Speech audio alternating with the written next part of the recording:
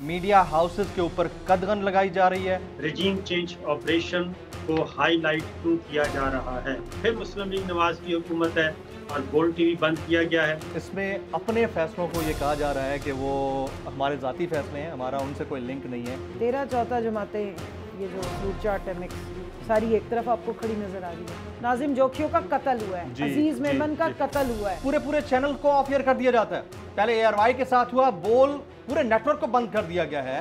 एहतजाज करते हुए आप यानी आपको एक इख्तलाफ राय पे आपको गिरफ्तार किया गया, तो हम आपको वेलकम बैक करते हैं।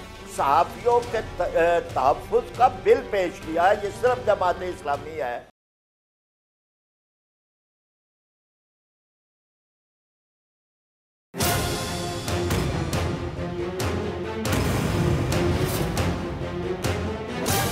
From the Islamabad studios of Bull Network, it's time for Jameel Farooqi on National Debate.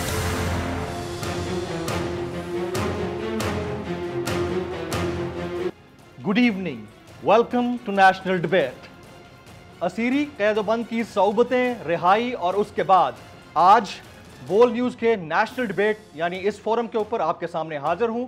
और अब हफ्ते में 2 दिन की बजाय प्रोग्राम नेशनल डिबेट पीर से जुम्मा यानी 5 रोज़ शब 11 बजे नश्र किया जाएगा। नश्र सेटेलाइट पर हो ना हो, आप यूट्यूब बराह रास्त लिंक के ऊपर इसको मुलाहिजा कर सकेंगे। बोल न्यूज़ की जो बंदिश है, बोल नेटवर्क की बंदिश है, इसके ऊपर पाकिस्तान भर में तमाम सहाफ़ती बरादरी सरापा एहतजाज है।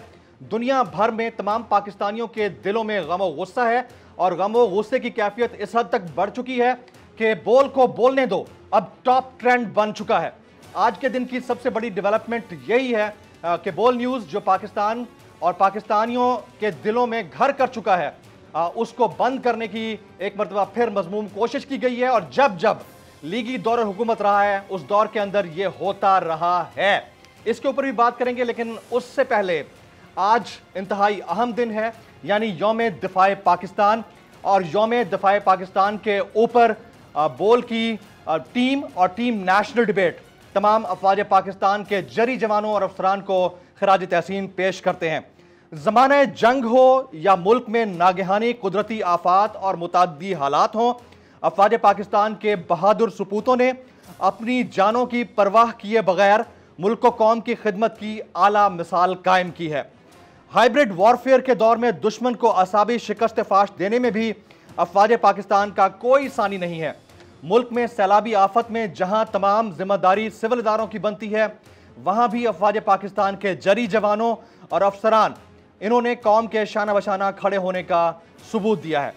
अब बात अगर हम लसबेला हेलीकॉप्टर हादसे की करें तो वह ताज़ा तरीन मिसाल है। लसबेला हेलीकॉप्टर हादसा कौम को नागहानी आफत में रिलीफ पहुंचाने के दौरान अपनी जानों का नजराना पेश करने की ताज़ा मिसाल है। यौम दिफा पाकिस्तान के मौके के ऊपर बोल न्यूज़ की टीम नेशनल डिबेट तीनों मुसल्लह अफवाज को शानदार कारकर्दगी और कौमी खिदमत पर खराज तहसीन पेश करती है। ये इंतहाई अहम था क्योंकि आज यौम दिफाए पाकिस्तान है और साथ ही साथ आज के दिन की यानी गुज़िश्ता 24 घंटे की जो सबसे बड़ी डेवलपमेंट है वो है बोल नेटवर्क यानी बोल न्यूज़ और बोल एंटरटेनमेंट की बंदिश। और ये जब जब लीगी दौरे हुकूमत आया है उसके दौरान होता रहा है। लीगी दौरे शहनशाहियत और बोल पर कदगन के हकायक के हवाले से आपके सामने तफसीलात रखेंगे। तारीख शाहिद है कि जब जब नून लीग इक़्तिदार में रही, बोल मीडिया ग्रुप के मालिक समेत उनके सहाफ़ियों को न सिर्फ ज़ेर अताब लाया गया बल्कि बोल मीडिया ग्रुप पर मुस्तकिल पाबंदी लगाने की पूरी कोशिश की गई। गुज़िश्ता 6 साल में बोल न्यूज़ को रेगुलेटर और मद्दे मुकाबिल मीडिया ग्रुप के इमा पर 20 मरतबा न सिर्फ जबरी बंदिश का सामना करना पड़ा बल्कि कई मरतबा हफ्तावार तातीलात के दौरान लाइसेंस मुअत्तल करके नशरियात को रोका गया। हाल ही में यानी चंद दिन पहले मुझे झूठी FIR के जरिए न सिर्फ हिरासा किया गया बल्कि बगैर वारंट के हब से बेजा में रख के शदीद जिस्मानी और नफ्सियाती तशद्दुद का निशाना बनाया गया। वजह यह नहीं थी कि मैं यानी जमील फारूकी के साथ कोई इनकी जाती पुरखाश थी, बल्कि वजह नून लीगी हुकूमत का शहनशाही रवैया और बोल मीडिया नेटवर्क के साथ सहाफती इख्तलाफात पर मबनी फस्तायत का वो रवैया है जो गुल्लू क्रेसी का हमेशा से खासा रहा है। आज भी मुल्क भर की सहाफती बरादरी बोल न्यूज़ और बोल एंटरटेनमेंट की जबरी बंदिश पर सरापा एहतजाज है। बोल को बोलने दो ट्रेंड कर रहा है और दुनिया भर में मुकीम पाकिस्तानी हुकूमत के इस फाशिस्ट इक़दाम पर शदीद गम और गुस्से की कैफियत में हैं। आज के नेशनल डिबेट में इसी पर बात होगी। Agenda on the national debate पर बात करने से पहले हम बात करेंगे ट्रेंडिंग टुनाइट की। ट्रेंडिंग टुनाइट आज का हमारा हैशटैग है हैशटैग बोल को बोलने दो। हैशटैग बोल को बोलने दो। मुझे जमील फारूकी कहते हैं। आप मेरा प्रोग्राम नेशनल डिबेट बोल न्यूज़ पर मुलाकात करते हैं। ऑन द डिबेट टुनाइट आज के हमारे मौजूद मेहमान में शामिल हैं मोहतरमा कंवल शौजब साहिबा, आप सीनियर रहनुमा है पाकिस्तान तहरीक इंसाफ की। आज के हमारे दूसरे मौजूद मेहमान हैं जनाब कादिर मंदोखेल साहब, आप रुकने कौमी असम्बली हैं, पाकिस्तान पीपल्स पार्टी से आपका ताल्लुक है। आज के हमारे तीसरे मेहमान हैं जनाब साबिर शाकिर साहब, आप पाकिस्तान के मारूफ सीनियर सहाफ़ी और तज्ज़ियाकार हैं, इन दिनों मुल्क से बाहर मौजूद हैं। आज के हमारे चौथे और आखिरी मौजूद मेहमान हैं जनाब डॉक्टर फरीद पराचा साहब, किसी तारुफ के मोहताज नहीं हैं, आप नायब अमीर हैं जमात इस्लामी पाकिस्तान के। मैं अपने तमाम मौजूद मेहमानों को इस नेशनल डिबेट में खुश आमदीद कहता हूँ। सबसे पहला मेरा सवाल जनाब साबिर शाकिर साहब से होगा। साबिर भाई, आप इस वक्त मुल्क से बाहर हैं, लेकिन मुल्क के अंदर जिस अंदाज से मीडिया हाउसेस के ऊपर कदगन लगाई जा रही है, सहाफ़ियों के ऊपर झूठी FIRs काटी जा रही हैं, मुकदमे बनाए जा रहे हैं, उनको गिरफ्तार किया जा रहा है, तशद्दुद का निशाना बनाया जा रहा है, आपके उसके ऊपर इनिशियल कमेंट्स साबिर भाई। बिल्कुल, सबसे पहले तो मैं मजम्मत करूंगा क्योंकि पहले ARY को बंद किया गया और ARY को गैर कानूनी गैर आइनी तौर पर बंद किया गया और बड़ी मुश्किल से chief justice Islamabad high court के ऑर्डर से खुला और जैसे ही ARY खुला उसके बाद अगली उस्ताद जो है वो बोल TV पे आन पड़ी और बोल TV और ARY TV और जितने भी इस वक्त सहाफ़ी ज़ेर अताब हैं उनका कसूर सिर्फ एक ही है, उनका जुर्म सिर्फ एक है और वो है कि रजीम चेंज ऑपरेशन को हाईलाइट क्यों किया जा रहा है, रजीम चेंज ऑपरेशन के मामले को क्यों उठाया जा रहा है और कौम को क्यों कौम के शऊर को क्यों उजागर किया जा रहा है कि उनको बताया जा सके कि इस वक्त हमारे जो हुक्मरान मुसल्लत हैं वो ऑर्गेनिकली नहीं बल्कि एक हाइब्रिड सिस्टम के तहत मुसल्लत किए गए हैं।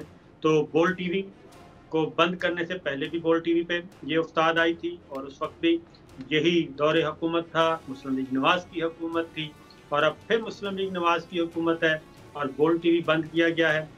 लेकिन मैं ये समझता हूँ कि वो दिन दूर नहीं जब बोल TV भी बहाल होगा, बल्कि पाकिस्तान में शहरी आज़ादियाँ भी बहाल होंगी और सिविल सोसाइटी को भी अपनी बात करने का मौका मिलेगा, मीडिया को भी अपनी बात कहने का मौका मिलेगा। वो दिन बहुत करीब हैं और ख़ास तौर पे आप भी उन सहाफ़ियों में शामिल हैं जो कि बदतरीन तशद्दुद का और बदतरीन गैर आइनी और गैर कानूनी इक़दाम का निशाना बने और आपको भी उठाया गया, तशद्दुद किया गया, गैर इंसानी सलूक किया गया और लेकिन इसके बावजूद आप मौजूद हैं, अल्लाह के फजल व करम से आज अपनी सीट पे हैं, बात कर रहे हैं, बोल रहे हैं। तो ये चीज़ें असल में इन लोगों को समझ नहीं आती। और जमील फारूकी साहब, एक आपको हुस्न इत्तफाक आपको पता है कि किस किस सहाफ़ी को इस वक्त निशाना बनाया गया है? वो तमाम जो 9 और 10 अप्रैल की दरमियानी रात वज़ीर आज़म हाउस में मौजूद थे। जी बिल्कुल, जमील फारूकी थे जी, उसके बाद साबिर शाकिर, आसिफ शरीफ, खावर घुमन, डॉक्टर मोहित, समी इब्राहिम और इमरान रियाज खान, तमाम के तमाम उन सहाफ़ियों को निशाना बनाया गया है। एक सिर्फ उनमें फरिया इदरीस जो है वो खातून रुकन, वो इनकी उस्ताद से महफूज रही हैं, वरना वो उस रात जिन्होंने वज़ीर आज़म इमरान खान को रुखसत होते देखा और रुखसत किया, एक डायरी हाथ में पकड़े, वो सब के सब सहाफ़ी जो आई विटनेस थे और जिन्होंने उन तमाम खबरों की तरतीब की, अपनी आंखों देखा हाल सुन के देख के ना ही वहाँ पे किसी का गिरेबान पकड़ा गया और ना ही किसी के साथ मैन हैंडलिंग हुई, बल्कि इमरान खान साहब बाइज्जत तरीके से वहाँ से रुखसत हुए थे। तो ये सारी चीज़ एक ही तरफ जा रही है, लेकिन मैं समझता हूँ कि बहुत जल्द इंशाल्लाह अच्छा वक्त आने वाला है, बहुत जल्द इंशाल्लाह अच्छा वक्त आने वाला है। साबिर शाकिर भाई, आप साथ रहिएगा। मैं जनाब कंवल शौजब साहिबा की तरफ, क्योंकि ज़ाहिर है कि इनका जिस फैमिली से ताल्लुक़ है वो मिलिट्री बैकग्राउंड है, आज यौम दिफ़ा पाकिस्तान है। कंवल साहिबा, सबसे पहले यौम दिफ़ा पाकिस्तान के ऊपर और उसके बाद जो मीडिया के ऊपर कदगन है, बाकी गेस्ट पैनलिस्ट को शामिल करने से पहले प्लीज़। जी बिस्मिल्लाहिर्रहमानिर्रहीम, thank you very much Jameel. पहले आपको मैं मुबारकबाद देती हूँ कि आप वापस तशरीफ़ ले आए हैं, मैं आपकी बहुत फिक्र। जिंदा सलामत। जी शुक्र अल्हम्दुलिल्लाह के ज़िंदा सलामत आए, लेकिन जो आप पे टॉर्चर हुआ मैं उसकी शदीद पहले भी मजम्मत करती रही, बाद में भी की। टॉर्चर आपके बाहर आने से ख़त्म नहीं हो गया, ये मौजूद है और इसका हिसाब देना पड़ेगा उन हलकों को, उन लोगों को जिन्होंने ये किया या करवाया। नंबर 2, यौम दिफा है, मैं तो सारे पाकिस्तान की जो हमारी अफवाज हैं, जो हमारे बहादुर नौजवान हैं, जो हमारे जवान लड़ रहे हैं, इस वक्त भी खड़े हैं हमारे लिए, हमारी सिक्योरिटी के लिए, दहशतगर्दी के ख़िलाफ़ लड़ते रहे, मैं सबको सलाम पेश करूँगी। मुझे इस बात पे बहुत फ़ख्र है कि मैं एक ऐसे फ़ौजी की बेटी हूँ जिसने 65 की जंग भी लड़ी, 71 की जंग भी लड़ी, और ये जो 6 सितंबर होता था, ये हमारे घर में एक सारा दिन जो है ना वो एक सेलिब्रेशन भी होती थी, एक दुख का माहौल भी होता था। 14 अगस्त और 6 सितंबर ये 2 दिन मनाया जाता है। मैं अपने जितने शोहदा हैं, उनकी जितनी फैमिलीज हैं, उनको मेरा सुर्ख सलाम है, और जो गाजी हैं उनको मेरा सबस सलाम है। हाँ। तो क्योंकि मैं उस कैफियत को समझ सकती हूँ, क्योंकि मेरी फैमिली में से भी ऐसे लोग मौजूद हैं, मेजॉरिटी मिलिट्री फैमिली है, और बहुत सारे हमारे नाम ऐसे मौजूद है जिन्होंने शहादत ली हुई है और जिनको तमगे मिले हैं शहादत के बाद, हमारी फैमिली में वो लोग भी मौजूद हैं। तो कई दफ़ा लोग सवाल करते हैं कि आप इस तरह की करती हैं, तो मैं उन्हें कहती हूँ मेरे खौज में जो मेरा खून है ना, इसके अंदर ये अगर जब भी आप मुझे अगर मेरा काटें तो लोगों का रेड निकलता, मेरा शायद ग्रीन निकलेगा। बेशक, बेशक। इस हद तक मेरी अटैचमेंट है अपने पाकिस्तान के साथ, अपनी अफवाज पाकिस्तान के साथ।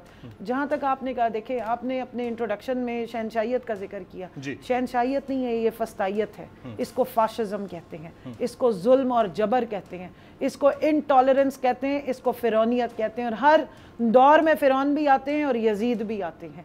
मुहर्रम का पूरा महीना हमने इस तरह गुजारा है।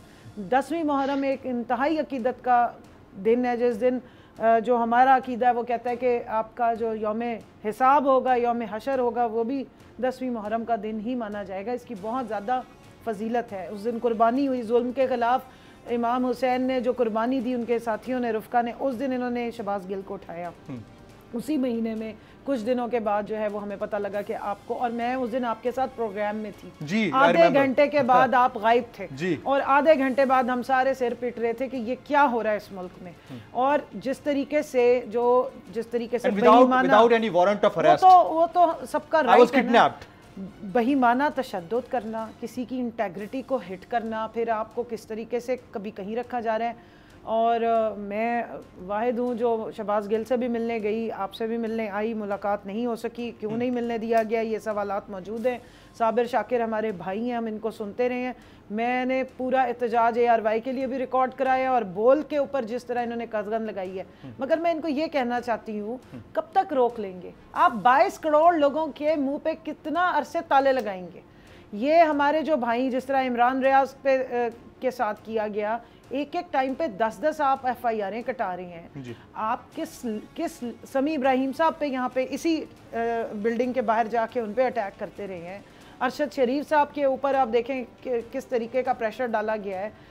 खबर घुमन की इन्होंने बात की, और भी बहुत सारे हैं, और आपने तो बाकायदा मतलब आप तो जो बर्दाश्त करते रहे, और हम सारे फेट की कचहरियों में भी आने की, और इस्लामाबाद हाई कोर्ट, फिर उधर हमारे पे पाबंदी होती थी कि आप मिल नहीं सकते, आप जा नहीं सकते।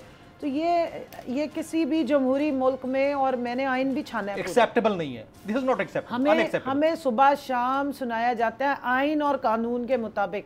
मैं यहाँ चैलेंज करके कह रही हूँ कि मुझे आइन की शिक दिखा दें, और कानून में मुझे ये कानून दिखा दें जिसके तहत ये सब कुछ हो रहा है।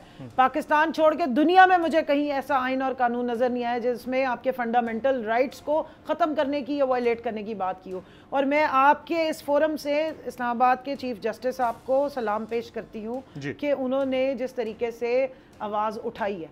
हालांकि एक पर्सनल केस में मेरे उनसे बहुत ज़्यादा इख्तलाफ राय हैं, और वो सब जुडिस भी है मैटर, मैं उस पर कमेंट नहीं करूँगी, लेकिन बहरहाल सहाफत के लिए या आज़ादी राय के लिए उन्होंने बड़ा अच्छी आवाज़ उठाई। कम से कम एक हमारे पास दरवाज़ा ऐसा है कि जो बिल्कुल न्यूट्रल होके हर एक की बात सुनते हैं, और जहाँ पे उन्होंने ये फाशिज्म के अगेंस्ट स्टैंड लेना होता है वो स्टैंड लेते हैं।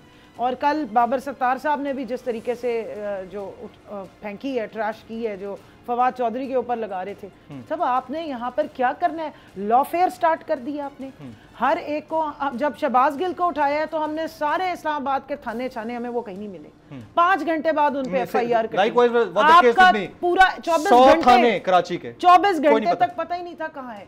अच्छा, जिस तरह लाया गया है हाथों पे वो कपड़ा बांध के, भाई खुदा सर ये कुछ भी नहीं था। अभी आपने वो वीडियो नहीं देखी, पूरा चूहा था मेरे ऊपर।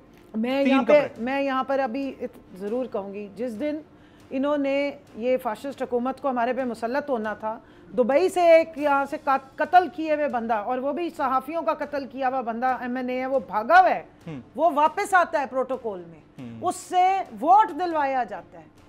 ये साबिर भाई को मेरे ख्याल में याद हो। और उसके बाद वो कोर्ट में भी उनको आराम से एग्जाम्प्ट मिल जाता है और वो आराम से आके वोट देता है इस्लामिक असेंबली में, और उसके बाद प्रोटोकॉल के साथ वो दुबई वापस चला जाता है। मुजरिमों को, कातिलों को आपने दंदनाते हुए खुला छोड़ा हुआ है, और आप जैसे बेबस गरीबों को जो जुबान से बात करने वाले या कलम इस्तेमाल, उनके आप हाथों में हथकड़ियां डाल के अवाम को, अगर आप दहशतगर्दी के जरिए खौफ और हरास फैलाना चाहते हैं ना, ये था ये मैसेज था कि हम इस तरीके से उठा के जूते मारेंगे, इस तरह हम जो है वो आपके राइट्स जो है उनको एक्सप्लॉइट करेंगे, इस तरह हम हथकड़ियां लगाएंगे और कोई माई का लाल हाथ नहीं लगा सकता। कवल तो मैं इस पे एहतजाज भी करती हूँ, लेकिन एक चीज आखिरी जुमला इसके ऊपर बिल्कुल बोल के साथ, हर उसके साथ हूँ जिसके बोलने पे आप पाबंदी लगाए। और एक चीज आखिरी कहूंगी, इस तरीके से कोई डरता नहीं है, इस तरीके से जो डरे हुए थे वो भी निकल के बाहर आ गए। Very right. मैं आपकी इजाजत से डॉक्टर फरीद पराचा साहब के पास जाने से पहले, कादिर मंदोखेल भाई, आप मुल्क के नामवर कानूनदान भी हैं, पार्लियामेंटेरियन हैं, ज़ाहिर MNA हैं, बड़ी ज़बरदस्त आपको कामयाबी मिली थी आपके हल्के से। क्या आप कंडेम करेंगे फस्तायत के इस रवैये के ऊपर जिसके ज़रिए मीडिया अब तो बोल की नशरियात, बोल न्यूज़, बोल एंटरटेनमेंट दोनों मुअत्तल कर दी गई, यूट्यूब तक बंद किया जा रहा है, इसको कंडेम करेंगे आप? बहरहाल आप एलआई तो हैं फेडरेशन के अंदर। जीपीडी स्पोक्सपर्सन है जी। कादिर भाई देखिए, पहले तो आप मुबारक को दुबई से वापस आने पर, और बाकी दूसरी सूरत जो फस्तायत की आपने बात की है, तो फस्तायत फिर सबके ऊपर लागू होती है, पिछले अदवार की भी, मौजूदा भी। आज मैं आपके चैनल पे बैठ के बात कर रहा हूँ, जब एयरवाई को बंद किया तो मेरे पार्टी के तर्जमान मैंने हर जगह जहाँ बात आ गई है हमने मजम्मत की है सर। एयरवाई जो वक्त आपका चैनल है, यकीनन हम उसकी भी मजम्मत करते हैं, और माजी में जो 24 न्यूज़ पे हम उसकी भी मजम्मत करते आ रहे हैं। अब जो बढ़ चढ़ के इंसानी हुकूक की, फंडामेंटल राइट्स की, मीडिया की आज़ादी की बात हो रही है, थोड़ा सा हम फैक्ट्स को भी भूल जाता है, ये हमारे शॉर्ट मेमोरी शॉर्ट है, हम भूल जाता है। क्या पीका आर्डिनेंस पिछले दौर में नहीं आया था? क्या उस पीका आर्डिनेंस से साफी आजरा तमाम कॉन्स्टिट्यूशन एवेन्यू पे एहतजाज पे थे? मेरे चेयरमैन बिलावल साहब नहीं आए थे, मैं बल्कि इनके साथ 2 मरतबा आया था, पैदल आए थे, हमने एहतजाज किए, हम उनसे एकजुटती का इजहार किए और हमने मुखालफत की, और हमारे जनरल सेक्रेटरी ने तो हाई कोर्ट में इसको चैलेंज भी किया। मंदोखेल भाई, हमने उस वक्त भी उसको कंडेम किया था, उस वक्त जो PMDA बनाया जा रहा था उसको भी कंडेम किया था, आप लोगों ने किया, और हाईली अप्रिशिएबल उस वक्त भी था, जो जमातें उसके खिलाफ खड़ी थी क्योंकि एक काला कानून था। लेकिन अभी जो सहाफियों की गिरफ्तारियां हुई हैं उस पर ना बिलावल भुट्टो जरदारी साहब बोले हैं, ना आप लोग बोले हैं, ना आपकी लीडरशिप की तरफ से कोई स्टेटमेंट आया है। मेरे ऊपर बरहना तशद्दुद किया गया, इलीगली डिटेन्ड किया गया 24 घंटे के लिए, बाद में प्रोड्यूस किया गया। अब तो लॉयर हैं, आपकी तरफ से भी कोई कमेंट नहीं आया मंदोखेल भाई? कि आप कमेंट्स मुझसे कहीं ले रहे थे तो मैं आपको दे देता हूँ, और आपने जिस शो पे अगर मुझे देखा है उठा के देख ले। और बल्कि मैं तो ये जिक्र कर रहा था, आपकी गिरफ्तारी से एक रात पहले हम दोनों इस्लामाबाद एयरपोर्ट पे मिले थे, बिल्कुल मिले थे। और मुझे अब अगले दिन जब ये खबर सुनी है तो मैं तो बड़ा एक अफसरदा हो गया। और कभी भी पीपल्स पार्टी ने मीडिया के ऊपर कदगन की हिमायत नहीं की, उठा के तारीख देख ले। और ये भी बात सच है कि कभी भी मीडिया ने पीपल्स पार्टी की तारीफ नहीं की, हमेशा उनको झटका देते हैं, मुखालफत करते हैं, पता नहीं क्या क्या कहानियां बना देते हैं। लेकिन हमने उसके बावजूद हमने मजम्मत भी की, हम साथियों के साथ भी खड़े। हम ये कहते हैं कि आप तनकीद जरूर करें, बिल्कुल करें, हम भागने वाले नहीं है। आज अगर अंदरूनी सिंध में जहाँ सैलाब में बहुत सारे हमारे रहनुमा आपके दूसरे चैनल वाले दिखाते भी है कि कहीं कहीं मुज़ाहमत भी उठानी पड़ती है, लेकिन आप इस चीज को अप्रिशिएट तो करें कि पीपल्स पार्टी मैदान में खड़ी है, भाग नहीं रही है। दूसरी पार्टी जिसकी 80% पाकिस्तान में सूबाई हुकूमतें, वो आपको कहीं नजर आ रहे हैं? या एक आदि हेलीकॉप्टर का दौरा जो पिछले एक हफ्ते मेरे चेयरमैन ने यूरोप का दौरा मनसूख करके सैलाब ज़दगान के साथ बैठे हुए हमारे सारे एमपीए मैंने दिन रात करके, तो एक तो बुनियादी बात ये हो गई है। दूसरी बात मोहतरम शाकिर साबिर साहब जो बता रहे थे कि रिजम का ड्रामा होना चाहिए और रिजम इस वजह से कि देखो मैं आपसे कानूनी और आईनी बात करूंगा। आइन के आर्टिकल 95 सब सेक्शन 1 के तहत आदम इत्तेमाद की तहरीक आइन का हिस्सा है और ये पहली मरतबा नहीं है। ये मोहतरमा बीबी शहीद के खिलाफ आया था, नाकाम हुआ। शौकत अजीज साहब के खिलाफ आया, नाकाम आया। बलूचिस्तान के 2 सूबाई हुकूमत सनाउल्लाह ज़ेरी साहब और जाम कमाल साहब के खिलाफ जब आया तो उसने पहले इस्तीफा दे दिया कामयाब होने से पहले, तो ये कोई गैर आईनी है। अच्छा, दूसरी वजह ये है कि 2018 का जो आरटीएस सिस्टम बिठाया गया और उसके बावजूद तो हमने उस सिस्टम को माना, हमने असेंबली में बैठे हैं। उस वक्त पीटीआई के पास थे 155 मेंबरान, हमारे पास थे 162। पीटीआई को चाहिए थे 17 मेंबरान, हमें चाहिए थे सिर्फ 10 और 10 मेंबरान हमारा साथ नहीं दिए, चाहे काफ लीग हो, चाहे बाप पार्टी हो, चाहे एमक्यूएम हो, चाहे दूसरी पार्टी हो, उन्होंने पीटीआई के साथ दिए। और फिर 2022 में उन्होंने पीटीआई के साथ छोड़ के हुकूमत में हमारा साथ दिए। आप मुझे बताओ उसमें रीजन चेंज, अमेरिका की साजिश ये सारी किधर गई? फिर अमेरिका की साजिश करते करते अमेरिकन फॉर्म आयद किया जाता है और अमेरिका के एम्बेसडर से साबिर भाई आपके पास आऊंगा। साबिर भाई आपके पास बड़ा वैलिड पॉइंट आपने रेज किया है कादिर साहब। एक ब्रेक का वक्त हुआ जाता है ख्वातीन उज़ात। ब्रेक के बाद जब वापस आना है हमने तो डॉक्टर फरीद पराचा साहब बड़े मुदल्लल गुफ्तगू करते हैं, उनके पास मैं ज़रूर जाऊंगा और फिर साबिर शाकिर साहब को इस काउंटर आर्गूमेंट का पूरा मौका मिलेगा। टाइम बहुत है, वक्त के बाद हुआ जाता है। हाजिर होते हैं एक ब्रेक के बाद।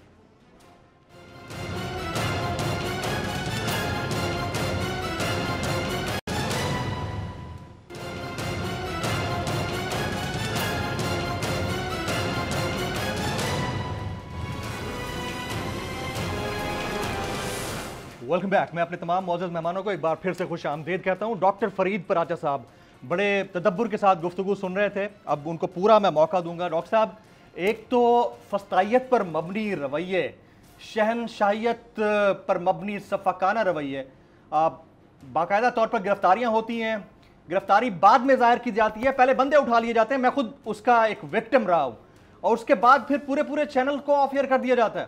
पहले ARY के साथ हुआ, बोल पूरे नेटवर्क को बंद कर दिया गया है। बतौर नायब अमीर Jamaat Islami Pakistan, your comment sir.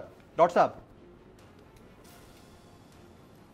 जी, बिस्मिल्लाहिर्रहमानिर्रहीम। जमील फारूकी साहब, अभी जब आप वापस आए तो आपने कहा वेलकम बैक। आज इस प्रोग्राम में मैं भी आपको कहता हूं वेलकम बैक। आप जेलों से, आप तशद्दुद की फिजा से वापस आए हैं, एहतजाज करते हुए आप यानी आपको एक इख्तलाफ राय पे आपको गिरफ्तार किया गया, तो हम आपको वेलकम बैक करते हैं। आपकी इस जुर्रत को सलाम करते हैं। हम ये समझते हैं कि ये जो अभी आपने बयान किया था कि तशद्दुद है, भाई किस चीज़ का तशद्दुद, क्यों तशद्दुद है, कौन सी डिक्शनरी में ये तशद्दुद है, कौन से आइन में, कौन से कानून में? आप चोरों और डाकुओं पे भी तशद्दुद इस तरह नहीं कर सकते को जाके आप सहाफ़ियों के ऊपर, एंकर्स पर, उन लोगों पे कि जो मुआशरे के मुअज़्ज़ज़ शहरी हैं उन पर आप तशद्दुद कर रहे हैं। किस वजह से? कोई आपने चीज़ बरामद करनी है, कोई वो उन्होंने कोई चोरी की है, कोई डाका डाला है?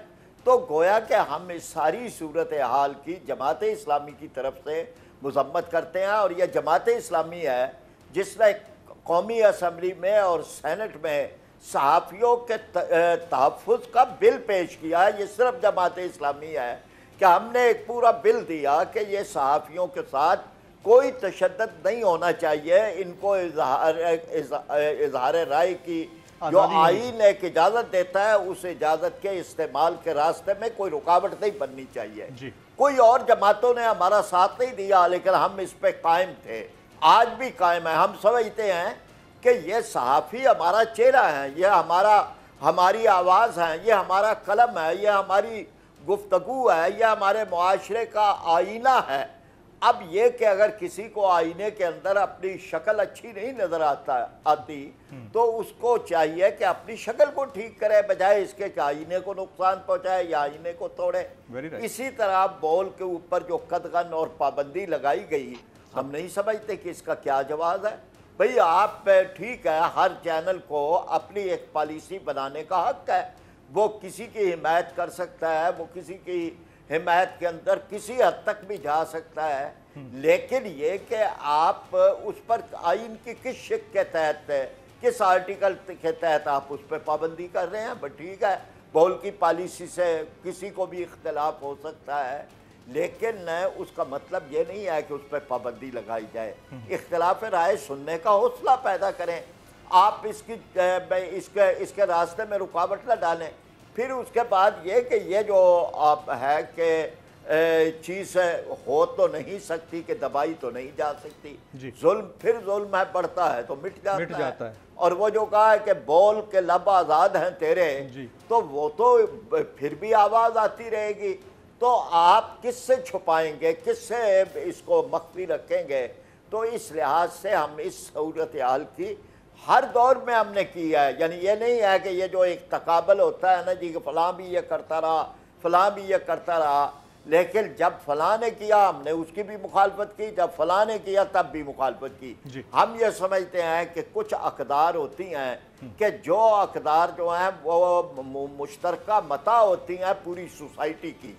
ये हमारी सोसाइटी की मता है, इसकी हिफाजत करनी चाहिए। हम इसकी हिफाजत करते हैं, हम करेंगे।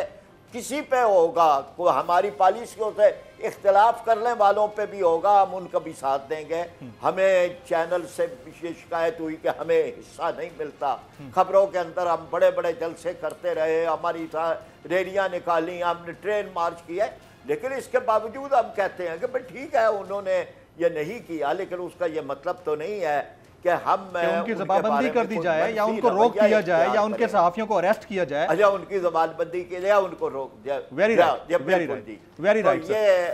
आपकी इजाजत से डॉक्टर साहब, आपकी इजाजत से मैं जरा साबिर शाकिर साहब का काउंटर आर्गूमेंट बड़ा इंपॉर्टेंट था। साबिर भाई, आपने सुन ली होगी बात मंदोखेल साहब की, उस पर जरा आइएगा ना। वो जो कह रहे थे, वो कहते हैं कॉन्स्टिट्यूशनल प्रोसेस था और उसके जरिए हुआ जो कुछ हुआ। Your comment sir. बिल्कुल सही है। मंदोखेल भाई से मैं सिर्फ इतना कहूँगा कि वो इस तरह करें। ख्वाजा आसिफ साहब का बयान, एक तो जो टॉक शो में बात की है, खुर्रम दस्तगीर साहब ने बताया है, काबीना के अहम वजीर ने, कि ये जो कुछ हुआ है ये सिर्फ नवंबर की वजह से हुआ है, और फिर नवंबर में कुछ होना था, फिर वो होना था, फिर एहतसाब अदालतें बननी थी, इसलिए ये सारा कुछ किया गया है और ये रजीम चेंज जो हुई। हाँ, ये बयान रिकॉर्ड पे है, खुर्रम दस्तगीर साहब का ये बयान रिकॉर्ड पे है। बिल्कुल, ख्वाजा आसिफ साहब का भी। फिर जावेद लतीफ साहब ने कहा कि हम तो ये करना ही नहीं चाह रहे थे, हमें तो घर बुला के कहा गया कि आए जनाब ये काम करना है और बहुत ज़रूरी है। और हम तो फिर नवाज शरीफ साहब का स्टेटमेंट मौजूद है, उनकी गुफ्तगू, कि ये हम बिल्कुल हुकूमत और तहरीक अदम एतमाद के हक में नहीं थे, हमें तो कहा गया और हमें कहा गया कि बस आप ये कर दें वरना बहुत बड़ी उस्ताद आन पड़ेगी। तो इसलिए ये रजीम चेंज, और ये मंदोखेल भाई भी जानते हैं बहुत अच्छी तरह, क्योंकि आसिफ अली जरदारी साहब का स्टेटमेंट भी रिकॉर्ड पे है। उन्होंने कहा कि अब ये हमारे पास आते हैं और कहते हैं कि कोई हल निकाल लो, कोई रास्ता निकाल लो, तो वो सारी चीज़ें रिकॉर्ड पे हैं। बाकी कादर मंदोखेल भाई जो मर्जी कह सकते हैं, लेकिन ये बहरहाल एक हकीकत है। और कुछ चीज़ें मेरा ख्याल है हम भी जानते हैं कि ये सारा प्रोसेस किस तरीके से हुआ और कैसे हुआ। और ख़ास तौर पे ये बड़ी मीनिंगफुल बात है कि 9 अप्रैल को जितने भी सहाफ़ी, 6 आदमी थे, 6 सहाफ़ी थे, वज़ीर आज़म इमरान खान के पास गए थे, उनकी वो खुद उन्होंने बुलाया था और कुछ गुफ्तगू की थी, कुछ हमें दिखाया था। हम मौजूद थे वहाँ पे, मैं भी हिस्सा था उसका, हम मौजूद थे। जी हाँ, आप भी थे। तो उन सारों को ही ये निशाना बनाया गया है और ये बाकायदा एक ऑर्गेनाइज्ड कैंपेन है, ऑर्गेनाइज्ड तरीके से सारा कुछ किया गया है। अब ARY अब क्यों कहा जा रहा है, असल जो चीज़ है मंदोखेल भाई से मैं यही पूछूंगा कि जर्नलिस्टों को क्यों कहा जा रहा है और मीडिया हाउसेस को क्यों कहा जा रहा है कि आपने ये करना है, ये नहीं करना, आपने इसको दिखाना है, इसको नहीं दिखाना, इसकी सपोर्ट करनी है, इसकी सपोर्ट नहीं करनी। ये सारा फिर यूट्यूब, आज पहले टीवी चैनल बंद होते थे, आज यूट्यूब जो है वो उड़ा के कर दिया। ये सारी पाबंदियां क्यों लगाई जा रही हैं?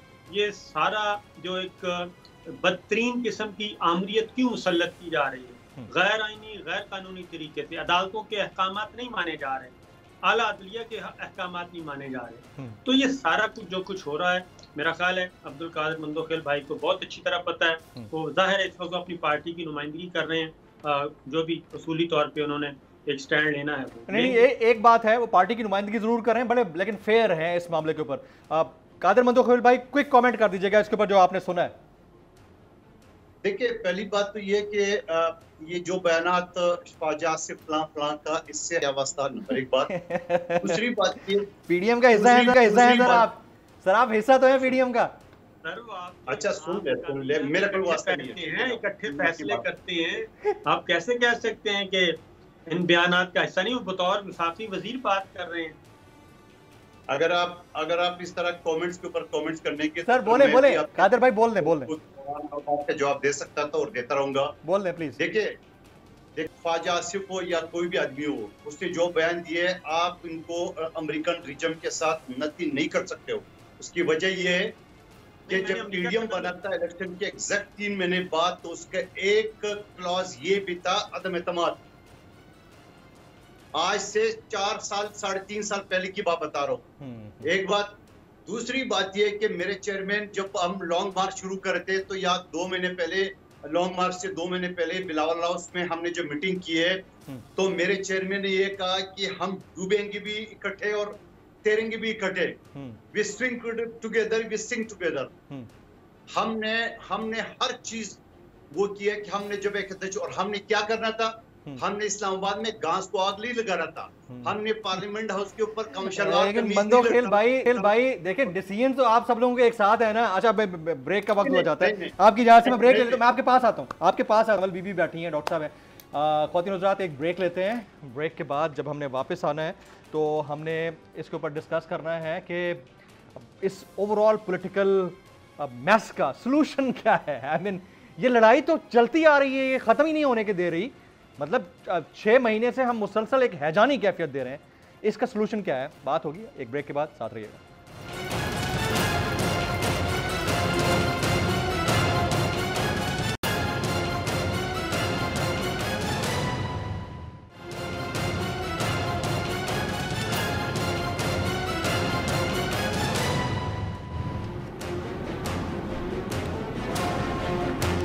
मैं अपने तमाम मौजूद मेहमानों को एक बार फिर से खुशामदीद कहता हूँ। ब्रेक से पहले बड़ी गर्मा गर्म बहस चल रही थी। मंदोखेल साहब हमारे साथ मौजूद हैं, उनसे डिस्कनेक्ट हुए हैं हम। कमल बीबी, आपकी तरफ मैं आता हूँ।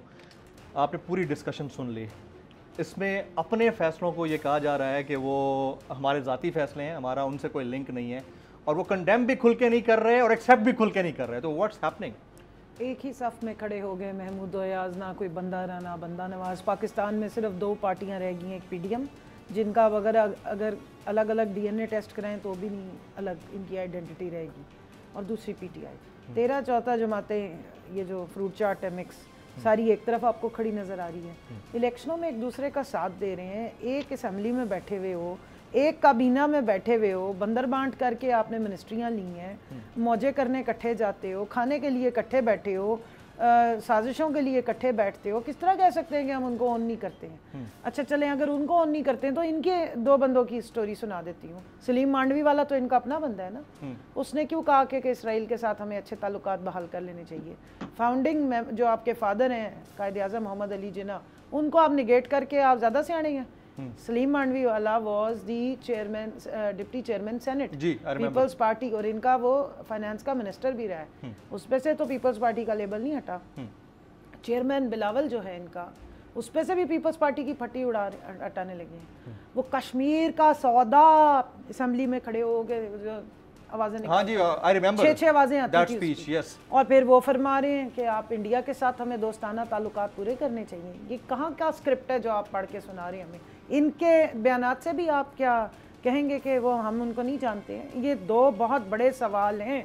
कश्मीर पे आपने सौदा कर दिया और इसराइल से आपने दोस्ती का अंदिया दे दिया। ये दो बहुत बड़े सवाल हैं। पूरी पीपल्स पार्टी अगर रह गई है, इनका कोई अलग से डीएनए रह गया है ना, पी तो मौजूद है, आगे डीएम लग गया है, तो फिर बताएं इसका जवाब दे। तीसरी बात जो बड़ी इंपॉर्टेंट है इसी में, देखें ये इम्पोर्टेड फाशिस्ट हुकूमत का कह रहे हैं जी, हमने जो साजिश हुई या जो भी है जिस तरीके से हुआ है, 8 मार्च को यही बिलावल कांपे टांग रही हैं वाला स्क्रिप्ट बोल के गए जी जी, आई रिमेंबर। और महंगाई मार्च करके ये आया था इस्लामाबाद में और इसकी डिमांड क्या थी? Fresh elections.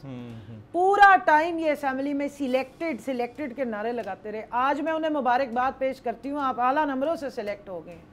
अब मैं आपसे सवाल पूछती हूँ कि आप सिलेक्टर किसको कहते थे? आप इलेक्शंस में धांधली का और सिलेक्शन का इल्जाम किस पे लगाते थे? आज आप वजीर खारजा है, जरा असेंबली में एक स्पीच हो जाए अच्छी सी सिलेक्शन पे और सिलेक्टेड पे, जरा रुख मुबारक करें अपने क्राइम मिनिस्टर साहब की तरफ, और एक सिजलिंग सी हॉट सी सिलेक्टेड पे एक स्पीच होनी चाहिए 3.5 सालों बाद। और मैं आपको मुबारकबाद भी पेश और महंगाई के खिलाफ एक मार्च भी हो जाए। पीडीएम को मुबारकबाद कि महंगाई, तबाही और इस फाशिज्म फस्तायत के बावजूद भी आप सिलेक्टेड हैं और अव्वल नंबर पे। अब आ जाएं जनाब जो फरमान जारी कर रहे थे फस्तायत पे कि हमने स्टैंड लिया। नाजिम जोखियों की मैंने बात, आपकी ये बातें सुन के मेरे ख्याल में चले गए हैं।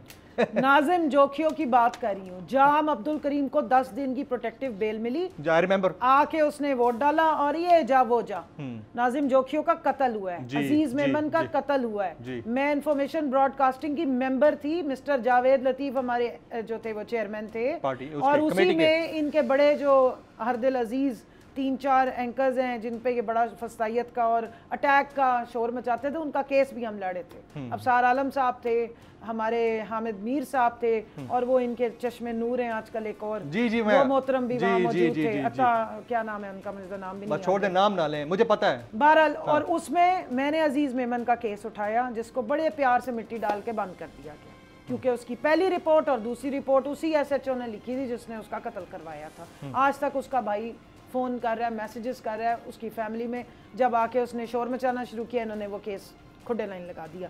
जो बात कर रहे थे साबिर शाकिर साहब, मैं आपको एक ब्रेकिंग न्यूज़ और दे रही हूँ। बताएं इमरान खान से 9 तारीख को तो ये 6-8 लोग जो मिले थे आप लोग, वो बोल टीवी के थे और ARY के थे।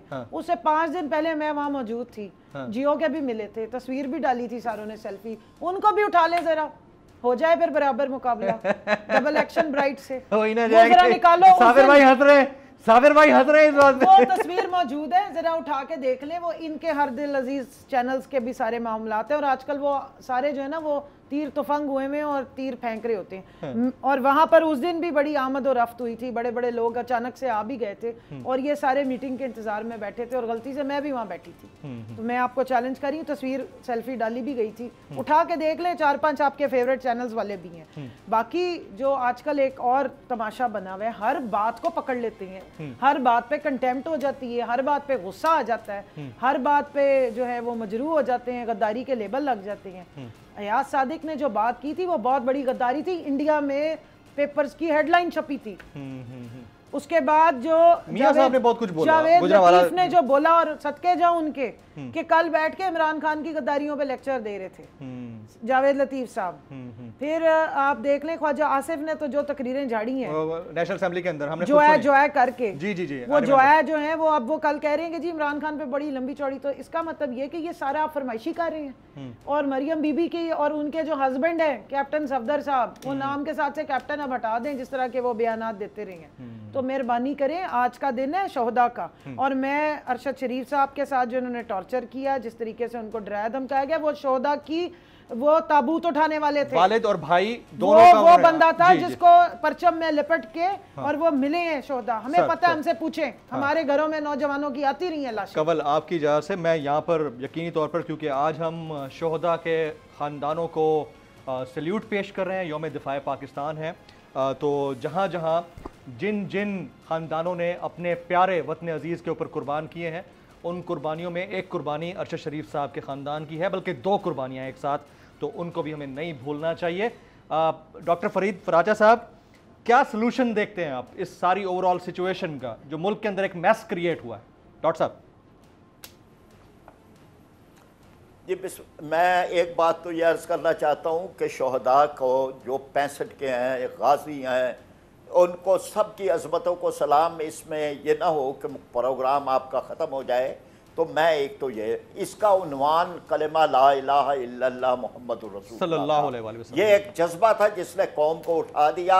कौम और फौज एक थी, और ये जो था ना कि मर्द मुजाहिद जाग ज़रा, अब वक्त शहादत है आया, ये इसका उन्वान था 65 का। कभी आप ये प्रोग्राम रखें कि 65 और 71 में क्या फ़र्क है। मैं ये अर्ज़ करना चाहता हूँ, जो आपका सवाल है, हमारी बहन ने ये बात कर दी कि जनाब 2 ही पार्टियाँ हैं। ये 2 ही पार्टियों को तस्वर ज़रा ख़त्म करें, और भी फील्ड के अंदर पार्टियाँ हैं। आज सैलाब ज़दगान की मदद तो एक ही पार्टी कर रही है, ये 2 पार्टियां तो नहीं हैं। और ये 2 पार्टियां एक ही पार्टियां हैं। जागीरदार और वडेरे दोनों एक तरफ हैं, दोनों ने मुल्क को महंगाई दी है, मुल्क को आप जरा मुझे मौका दें, आप मौका दें। बोले दोनों ने, यानी चाहे वो PTM है, PTI है, कश्मीर का सौदा दोनों ने किया है। दोनों ने इस मुल्क को कर्जों की मईशत में जकड़ा है, सूद की मुखालफत, सूद की हिमायत दोनों ने की है। इसलिए हमारे नुक्ता नज़र में अगर कोई फ़र्क है तो वो जमात इस्लामी है कि जो जिसमें दयानतदार लोग हैं, जिस पर करप्शन का इल्ज़ाम नहीं है, जिसकी गुड गवर्नेंस की मिसाल कराची में मिलती है।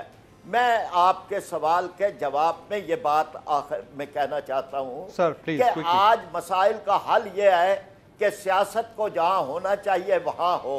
सियासत को पार्लियामेंट में होना चाहिए, सियासत को ये अदालतों की राहदारियों में, और सियासत को कूचा बाजार से उठा के फिर पार्लियामेंट में ले जाएं, कोई पार्लियामेंट का वकार बने। बेआबरू हो गई है पार्लियामेंट, और इसका फिर अगला हल तो बहरहाल इंतखाबात हैं। अगला हल बहरहाल इंतखाबात है। Sir we are running short of time. Sabir Shakir साहब, एक आखिरी कमेंट सर। जो कुछ हम देख रहे हैं उसमें हम बहुत सारी चीज़ों को नज़रअंदाज कर रहे हैं। लाइक अरशद शरीफ साहब एक शोहदा की फैमिली से हैं, उनको हम कतई तौर पर नज़रअंदाज कर देते हैं, और बहुत सारे लोग हैं। इसके ऊपर आपको एक कमेंट कर दीजिएगा जाते हुए। सर, ये आज यौम दिफा बड़े शान शौकत से मनाया जाता था, मनाया जाता रहेगा इंशाल्लाह। लेकिन इस सारी ये तकसीम दर तकसीम और ये पोलराइजेशन का जिम्मेदार कौन है?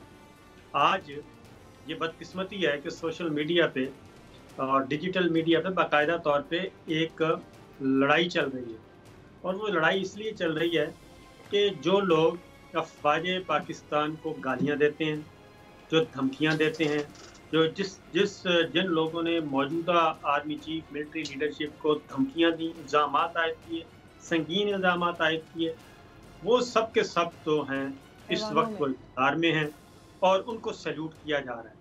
और जो चीख कर कह रहे हैं, जो सहाफ़ी और जो पॉलिटिशियन जो चीख कर कह रहे हैं कि हम पाकिस्तानी हैं, हम मजबूत फ़ौज के हामी हैं, मजबूत फ़ौज, मजबूत पाकिस्तान की ज़मानत है, उन पे दिन रात एक ही कोशिश की जा रही है कि नहीं जी नहीं, ये मुहिब वतन नहीं है, ये गद्दार हैं, उन पे गद्दारी के मुकदमात दर्ज किए जा रहे हैं। और जो लीडर दिफा करते हैं अफवाज पाकिस्तान का, उनको दीवार के साथ लगाया जा रहा है। तो इन सारी चीज़ों का जो भी जिम्मेदार है उन्हें अपने गिरेबानों में झांकना चाहिए कि आज 6 सितंबर वेरी राइट यौम दिफा पाकिस्तान के ऊपर बड़ा ज़बरदस्त मैसेज। बहरहाल एज ए कौम, एज ए नेशन हम सब एक हैं। किसी हद तक कुछ कमियां खामियां जहां जहां पर हैं उसको करेक्ट करने की ज़रूरत है। ये बात भी तय है कि ये रियासत मजबूत है तो हुकूमतें मजबूत हैं, और हुकूमतें मजबूत हैं तो सियासत मुस्तहकम है। ये सारे लाज़िम मलज़ूम है, इसको किसी एक को हम नज़रअंदाज करके आगे नहीं बढ़ सकते। आज के नेशनल डिबेट से जमील फारूकी को इजाज़त दीजिएगा।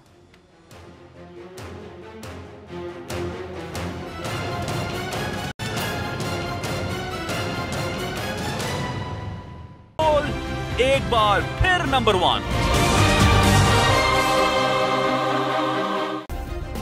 सब्सक्राइब करें और बेल दबाएं ताकि कोई खबर रह न जाए।